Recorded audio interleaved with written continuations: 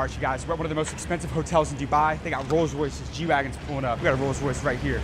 Excuse me, ma'am. Ma'am, question for you. Is this your Rolls Royce? Yeah. And how did you get a Rolls Royce? How did you get rich? You see this hotel? Yeah. I own it. You own this hotel? Yeah, we're the largest private property developers in the region. You own hotels? We own hotels, communities, buildings. I'm going all over Dubai, interviewing the richest people to help the younger generation. Could I get a minute with you for the channel real quick? Real quick. For 1 minute. 1 minute. I have a meeting after, but let's do it. Okay. How long have you been in the real estate business? We've been in the real estate business 22 years. What was the most amount of money that you made in a single year? Last year, we sold more than $10 billion of real estate. You said 10 million? 10 billion. More than $10 billion. $10 billion. Yeah. What city are we in today? We're in Dubai. Yeah. We're in Dubai. Is this the best city to do business? This is the best city to do business, to be, to live. This is the best city in the world. Why? You know, honestly, the energy that this region has right now, that this city, this country has, the talent that's coming in, and the opportunities, they outweigh everything. Now, what keeps you motivated to keep on growing? Because you've had a ton of success already, but you're still building businesses, you're still building companies. Why is that? Legacy. We want to create, something that leaves a legacy, and more than anything, we want to contribute to our country's skyline, to our country's development, and we want to be able to say that we contributed to what makes this city great. Business is tough. Do you think everybody's built for entrepreneurship? No, I don't think everybody's built for entrepreneurship. Why? It requires a special spark, a special determination, and an ability to persist beyond all odds. And I think every entrepreneur faces a time in their journey where they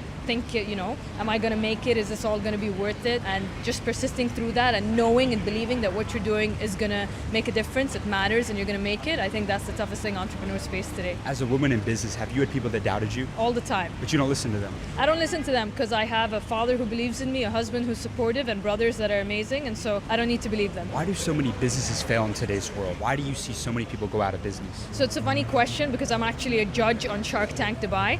Are you actually? I am a judge on Shark Tank Dubai, and the people always ask me, what do you look for in business that you invest in? It's 3 simple things. Number 1 is the founder. Nothing can overcome a founder being a winner or loser, and so you really have to have that founder mentality, that founder belief. And number 2 is, what's the product you're actually, are you solving a problem? Are you filling a requirement? And number 3 is there a market that is monetizable for this product? I think if you have those 3 ticked off, you are going to succeed no matter what. 2 out of 3, maybe you'll be successful. Having only 1 out of 3, you're not going to make it. That's game right there. That is. I'm going to challenge you right now. Take me back to the most life-changing conversation that you ever had. What's the greatest piece of advice that you ever received throughout your career? Wow, that's a tough one. The greatest piece of advice. It would be advice my father gave me to not let the noise around you distract you. Doesn't matter what others are doing. Doesn't matter what others are saying. If you believe in what you're doing, you keep going, you're going to make it. You got to focus. You got to focus, and honestly, you got to rely on God, because it takes a ton of hard work, a little bit of luck, but it takes a lot of love from somebody upstairs for you to make it. So you do believe in God? I'm a big believer in God. I'm very religious. I do think Go ahead. that everything happens, everything is destiny, everything happens for a reason, but you got to give it your best. And if you lost everything tomorrow, could you make it all back? For sure. What would you do? I would start again. I would, go into a service business where you could generate cash flows based on service. You don't need massive capital. Use those cash flows to reinvest into things that require capital, whether it's development and buying a land, or technology where you have a great idea and you go raise capital and you execute. And so today, in the age of AI, in the age of tech, in the age of VC's existence, I don't think you need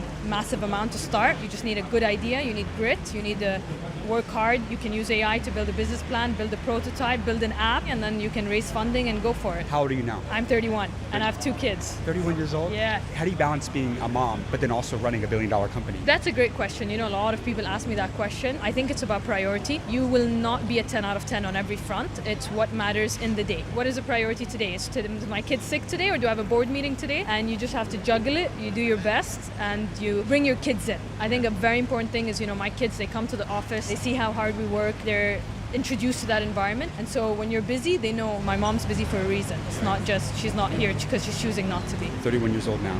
If me and you died tomorrow and you had one more message to leave with the younger generation, what would that be? Take advantage of your life. Don't let your life pass you by. Do as much as you can, achieve as much as you can, live it to the fullest, and enjoy the journey. It's not about the destination. Enjoy the journey to the fullest. You work hard, you do your best, and you leave the rest on God. You got amazing advice. Thank you. Thank you so much for your time. It's a pleasure to see you. I got to ask you, I connect with all the billionaires that I interview. Could I get your contact? Yeah, of course.